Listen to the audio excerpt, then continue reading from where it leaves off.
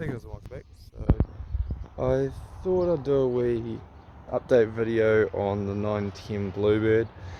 So this is the second one. So this is the one that we're going to restore slash build. So pretty much the motor, gearbox, diff, axles out of the blue one are coming into this one. This one's been painted in the factory blue that you were seeing in the previous video. Well, it's a bit hard to see, but this bonnet's actually off the bush car because we didn't have one for it. So I'm not sure if I'm going to try to repair all this rust or whether we'll send this into Fiberglass Lab and get them to, I think that's what it's called, and get them to make a fiberglass bonnet. But yeah, so I'll give you a wee tour. Last warrant was in 2000. Not sure if the plates are on hold. I'm going to use the engine tags and all that to see if I can find any history on it. Interior is gutted. So pretty much everything out of the bush car's coming in here. The back seats, I've got spares now with replacements. It's got the factory speakers up top. It's electric window model, black, factory black interior. So the roof lining and all the pillars and door cards are black with this suede style fabric through it. So all these door cards, the leather's good on them, but some of the suede's lifted, so whether they were redone at some point, I'll redo those.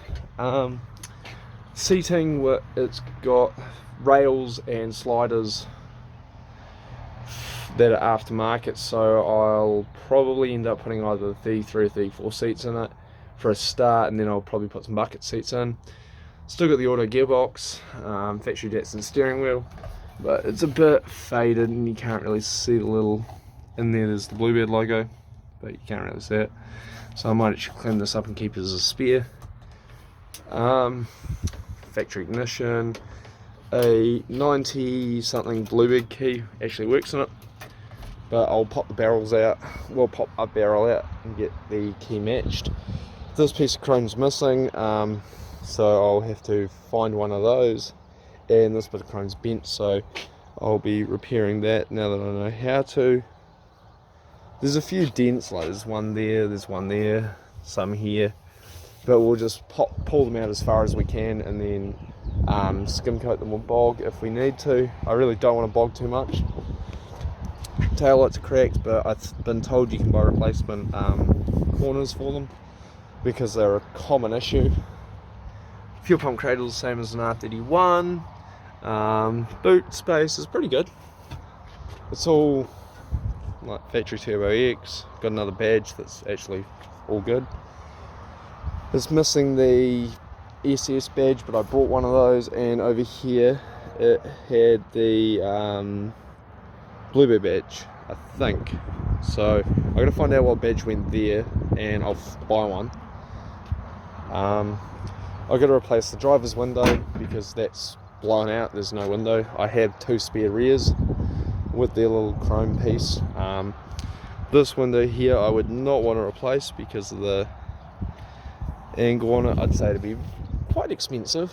Couple of cool wee things, like still got the mud flaps on it. The factory Bluebird mud flaps. I've got most of this black trim decal, whatever you want to call it, that goes along here. I've got the turbo door latches out of the other one that I'll put on this. If we come into it,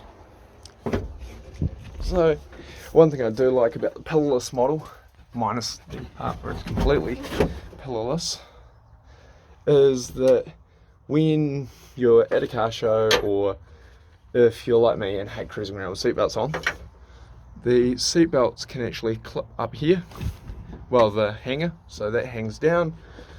Then you pull your seatbelt. This is going to do one-handed. Put your seatbelt up, clip it in, like that, and then you have your seatbelt to come across your seat. And then when you're at a show, you simply push the button and hang it back up.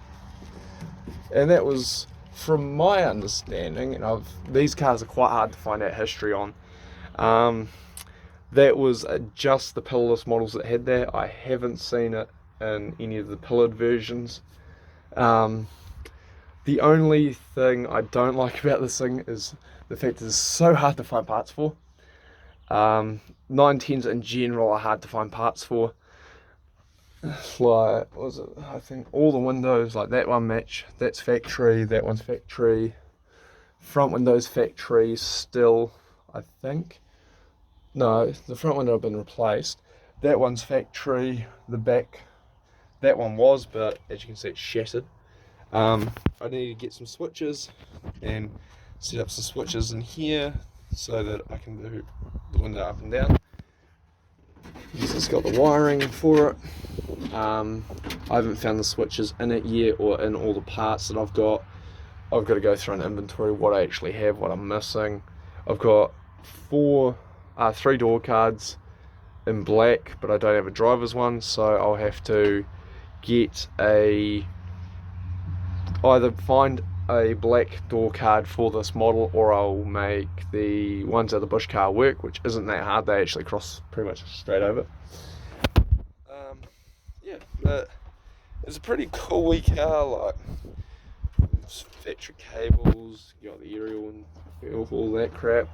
It's already got the holes for the clutch and everything's sitting there. The bolts are there for the brackets, and I don't know if this was one, I haven't actually looked into it, but some were ready for left-hand drive so some actually came ready for left-hand drive conversions from what I've found.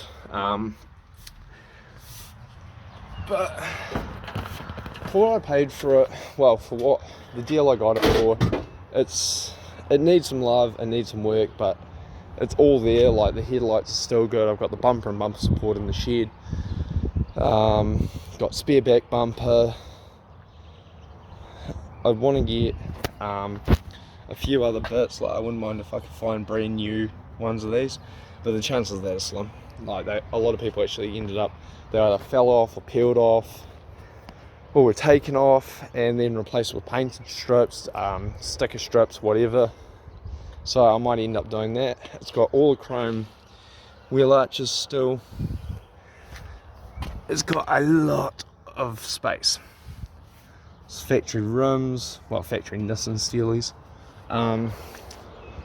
Rear end wise, if I can get under here. So it runs a different axles, sort of like an RB or any other Skylines sort of thing.